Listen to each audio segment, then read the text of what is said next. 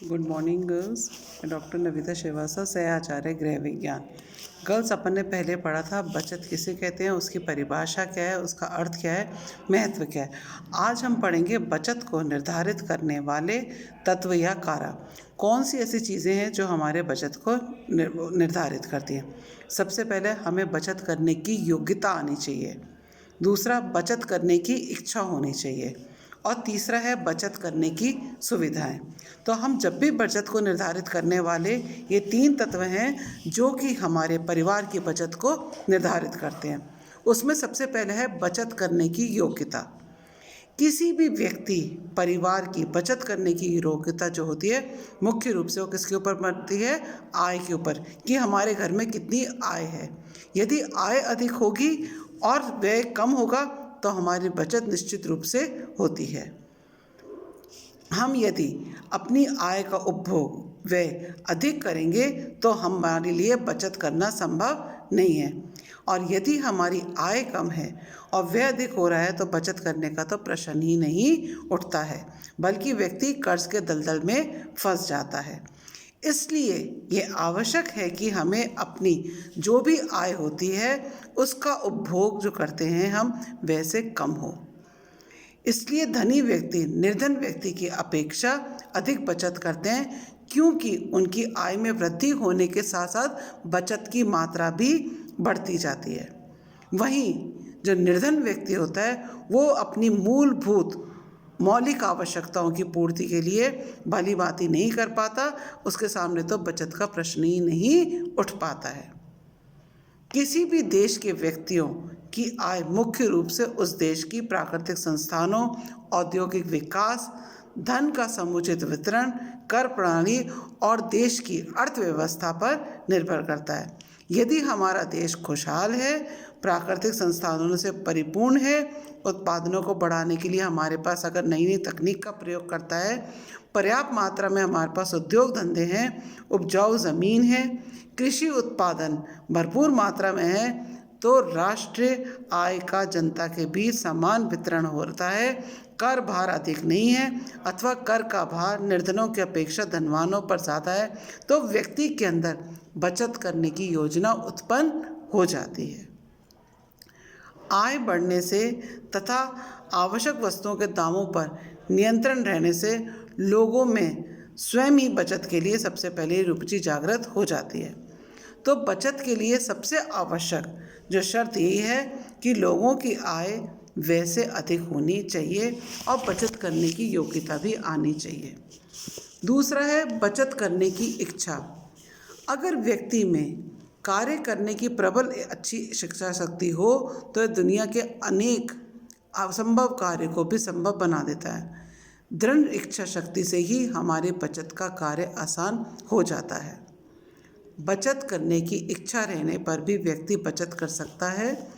ऐसा भी देखा गया, कई बार व्यक्ति बचत करने की इच्छा ही नहीं होती है तो वह बचत करने की सामर्थ्य रखते हुए भी वह बचत नहीं कर पाता है और अनावश्यक रूप से और हानिकारक विलासितापूर्ण वस्तुओं के उपभोग में ही समाप्त धन का अपव्यय कर देता है। बचत करने की इच्छा में निम्न कारणों से प्रभावित होती है। पहला है पारिवारिक स्नेह। अधिकांश लोग अपने परिवार में प्रेम और स्नेह के वशीभूत होकर ही बचत करते हैं।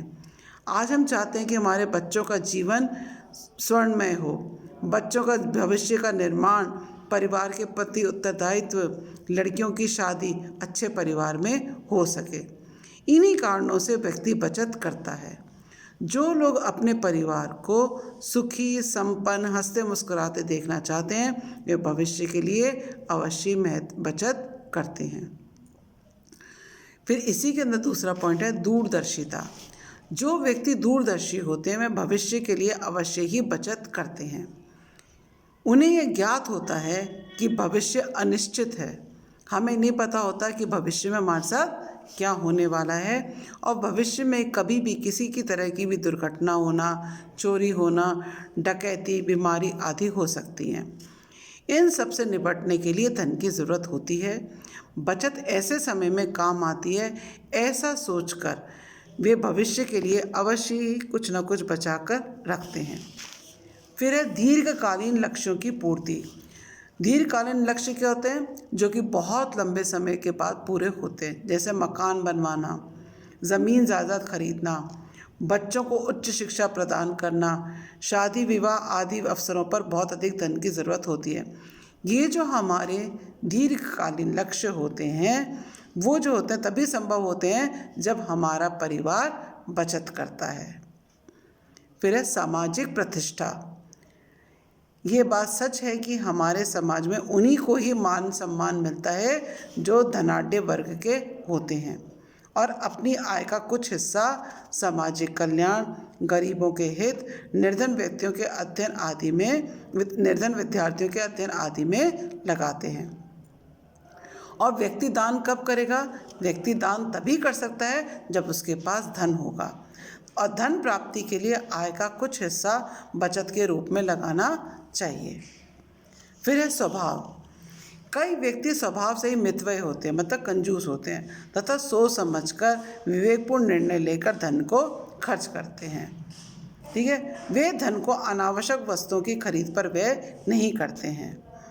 कभी कभी तो वे स्वयं पर होने वाले खर्चों पर भी कटौती करके धन को बचाते हैं।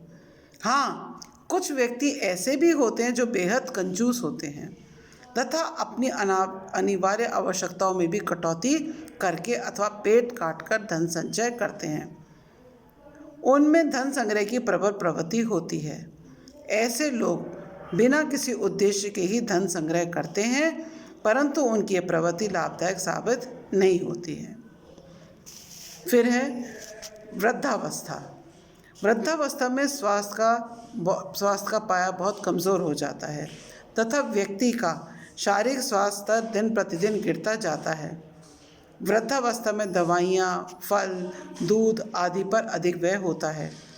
साथ ही वृद्धावस्था में आय भी कम या नगण्य हो जाती है तथा कमाने की क्षमता भी लगभग समाप्त हो जाती है।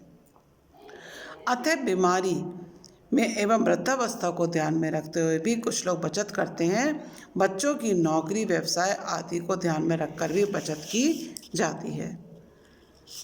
फिर है आपका समाज सेवा। कुछ लोग समाज सेवा, दीन दुखियों की मदद, गरीबों की सहायता, अनाथों की देखभाल व मदद आदि के लिए भी बचत करते हैं तथा अपना आय का कुछ भाग इनके ऊपर व्यय करते हैं। थर्ड पॉइंट है बचत करने की पर्याप्त सुविधाएं। बचत करने की पर्याप्त सुविधाएं होने पर भी व्यक्ति बचत करता है। जिस देश में शांति, सुरक्षा, सुदृढ़ मुद्रा प्रणाली, उत्तम अर्थव्यवस्था, विनियोग के साधन आदि होते हैं, उस देश के नागरिक अपने धन को बचाते हैं। यदि बचत करने की सुविधाएं उपलब्ध नहीं होंगी तो व्यक्ति चाहकर भी बचत नहीं कर सकेगा, क्योंकि उसे हमेशा ही एक प्रकार का भय सताता रहेगा। देश में बचत में निम्न प्रकार की सुविधाएं उपलब्ध होनी चाहिए। देश में शांति एवं सुरक्षा का वातावरण। देश में शांति एवं सुरक्षा का वातावरण होना चाहिए, बचत के लिए आवश्यक है। जिस देश में लड़ाई झगड़ा होगा, दंगे फसाद होंगे, चोरी डकैती होगी, लूटपाट, आगजनी, बलात्कार, तोड़फोड़ जैसी घटनाएं जितनी अधिक होंगी, वहाँ के नागरिक में उतनी ही कम बचत करने की भावना होगी, क्योंकि उन्हें पता ही नहीं रहता कि हमारा धन सुरक्षित रहेगा भी कि नहीं, कौन गारंटी लेता है। इसके अतिरिक्त धन उसके जीवन एवं परिवार के लिए नाश का के कारण भी हो सकता है, इसलिए बचत नहीं करते। अतः यदि बचत को प्रोत्साहन देना है तो देश में शांति तथा सुरक्षा का अनुकूल वातावरण होना अनिवार्य है। फिर विनियोजन के साधन। बैंक, डाकघर, बीमा निगम, प्रतिष्ठित कंपनियां, औद्योगिक प्रतिष्ठान आदि विनियोजन के साधन हैं, जहां व्यक्ति अपनी बचत की गई धनराशि का निवेश कर सकता है। यदि विनियोजन के साधन अच्छे होंगे तो व्यक्ति को ब्याज भी अच्छा मिलेगा और लाभ भी मिलेगा, तो निश्चित ही उसको बचत के लिए प्रोत्साहन प्राप्त होगा। कुशल एवं योग्य हाथों में संचालन। यदि देश का संचालन कुशल और योग्य व्यक्तियों के द्वारा होता है तो औद्योगिक प्रतिष्ठानों, कंपनियों आदि को प्रोत्साहन मिलता है और उनका अधिक विकास होता है। इसी तरह यदि औद्योगिक संस्थानों का संचालन योग्य व्यक्तियों के द्वारा नहीं होता है और अगर तो उसको अपना विकास उसका नहीं हो पाएगा।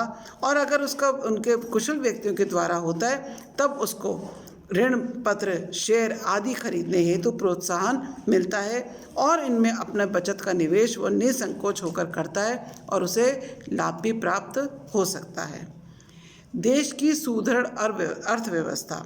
जिस देश की अर्थव्यवस्था और मुद्रा प्रणाली सुदृढ़ होती है वहाँ के नागरिक निर्भय होकर अपनी बचत करते हैं, क्योंकि वहाँ की सरकार पर जनता का विश्वास एवं भरोसा रहता है।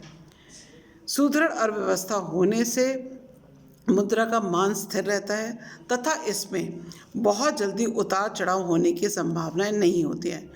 जितना अधिक मुद्रा के मान में उतार चढ़ाव होगा, लोगों का विश्वास बचत और विनियोजन के प्रति उतना ही कम हो जाएगा। फिर है प्राकृतिक स्थिति। जिस देश की प्राकृतिक स्थिति अच्छी है, सुंदर एवं मनोहर वातावरण है, बाढ़, अकाल, भूकंप, भूस्खलन, भू सूखे जैसी स्थिति नहीं होती, तो वहाँ के लोग बचत के प्रति प्रोत्साहित होते हैं। वे अधिकाधिक बचत करके अच्छे संस्थानों में धन विनियोजित करते हैं। परंतु जिस देश का वातावरण एवं प्राकृतिक स्थिति सुखद नहीं होती, अकाल, बाढ़, महामारी, भूकंप आदि प्राकृतिक त्रासदियाँ बार बार आती हैं, वहाँ के लोग अपने आप को असुरक्षित अनुभव करते हैं। वे अपने भविष्य को अनिश्चित, असुरक्षित एवं अंधकार में समझते हैं। अतः उनमें बचत करने की प्रवृत्ति नहीं होती, वे उपभोग करना पसंद नहीं करते हैं। तो इन सारे जो तत्व मैंने आज बताए उनसे व्यक्ति बचत के लिए प्रेरित होता है। इनमें से किसी भी एक की अनुपस्थिति होती है तो बचत का तो प्रश्न ही नहीं उठता है। तो मैंने बचत के लिए जो कारक निर्धारित हैं वो यही हैं कि बचत करने की योग्यता होनी चाहिए, इच्छा होनी चाहिए और बचत करने की सुविधाएं भी हमें प्रदान मिलनी चाहिए, तभी हम बचत कर सकते हैं।